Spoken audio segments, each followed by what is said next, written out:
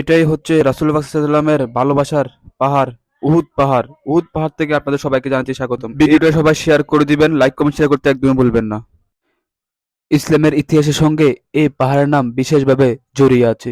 মসজিদে নববী থেকে মাত্র ৫ কিলোমিটার দূরে মদিনার ঠিক উত্তর-পূর্ব দিকে ঐতিহাসিক এই উহুদ পাহাড়টির অবস্থান। এই উহুদ প্রান্তরে কুরাইশরা নির্মমভাবে হযরত রাসূল পাক সাল্লাল্লাহু আলাইহি ওয়াসাল্লামের দাঁত মোবারক শহীদ করেছিল, তাকেই আহত করেছিল। এই রণক্ষেত্র নবী করিম সাল্লাল্লাহু আলাইহি ওয়াসাল্লামের চাচা হযরত হামজা রাদিয়াল্লাহু তাআলা আনহা এবং হযরত আকিল ইবনে উমাইয়া রাসূলুল্লাহ সাল্লাল্লাহু আলাইহি ওয়াসাল্লাম সহ ৭০ জন সাহাবা শহীদ হয়েছিল।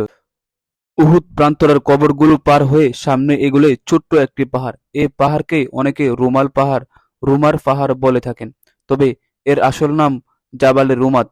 উহুদ যুদ্ধের সঙ্গে এই পাহাড়ের স্মৃতি জড়িয়ে আছে। এই পাহাড়ে নবী করিম সাল্লাল্লাহু আলাইহি ওয়াসাল্লাম ৫০ জন তীরন্দাজকে বিশেষভাবে নিয়োজিত করেছিলেন। তীরন্দাজদের এখানে মোতায়েনের সময় নবী করিম সাল্লাল্লাহু আলাইহি ওয়াসাল্লাম বলেছিলেন, নির্দেশ দেওয়ার আগ পর্যন্ত তারা কোনো অবস্থাতেই তাদের এই স্থান থেকে যেন সরে না আসে। তিনি নির্দেশ হিসেবে বলেন, তোমরা আমাদের পিছন দিক রক্ষা করবে। যদি তোমরা দেখো যে আমরা মৃত্যু মুখে পতিত হচ্ছি, তবুও তোমরা আমাদের সাহায্য করার জন্য এগিয়ে আসবে না। আর যদি দেখতে পাও যে আমরা গনিমতের মাল একত্রিত করছি, তবে তখনও তোমরা আমাদের সঙ্গে যোগ দেবে না। এখন এই পাহাড়টিতে উঠা যায়, তবে উহুদ পাহাড়কে দূর থেকে দেখতে হয়। উহুদ পাহাড়টির অবয়রন এখনো অনেকটা অক্ষুণ্ণ, বা উহুদের পাহাড়ের রং অন্য সব পাহাড় থেকে একটু ভিন্ন। হাদিসে এই পাহাড় সম্পর্কে প্রচুর বর্ণনা রয়েছে। এক বর্ণনায় নবী করিম সাল্লাল্লাহু আলাইহি ওয়াসাল্লাম বলেন, উহুদ পাহাড় আমাদেরকে ভালোবাসে, আমরাও উহুদ পাহাড়কে ভালোবাসি। এছাড়াও অনেক হাদিসে সওয়াবের পরিমাণ বুঝাতে রাসূলুল্লাহ সাল্লাল্লাহু আলাইহি ওয়াসাল্লাম এই উহুদ পাহাড়কে উদাহরণ হিসাবে বলছেন উহুদ পাহাড়ের কথা। ইসলামিক স্কলাররা বলেন, উহুদ পাহাড় ইতিহাসের সাক্ষী। জীবনে হযরত রাসূলুল্লাহ সাল্লাল্লাহু আলাইহি ওয়াসাল্লামের নির্দেশনায় না মানলে মুসলিমরা কি পরিমাণ দুর্ভোগ পড়বে তা এর জ্বলন্ত উদাহরণ উহুদের প্রান্তর। এই থেকে শিক্ষা শুধু যুদ্ধের দিনের নয়, পুরো জীবনেরও। উহুদের যুদ্ধ ৩ হিজরির ৭ শাওয়াল তারিখে সংঘটিত হয়। ইসলামের ইতিহাসে সংঘটিত প্রধান যুদ্ধসমূহের মধ্যে এটি হচ্ছে দ্বিতীয়। এর মধ্যে এই দুই পক্ষের মধ্যেই বদর যুদ্ধ সংঘটিত হয়েছিল। ওই যুদ্ধে মুসলমানরা বিজয় লাভ করেন। উহুদ যুদ্ধে কুরাইশদের সৈন্য সংখ্যা ছিল ৩,০০০ আর মুসলিম বাহিনীর মোট সেনা সংখ্যা ছিল ১,০০০।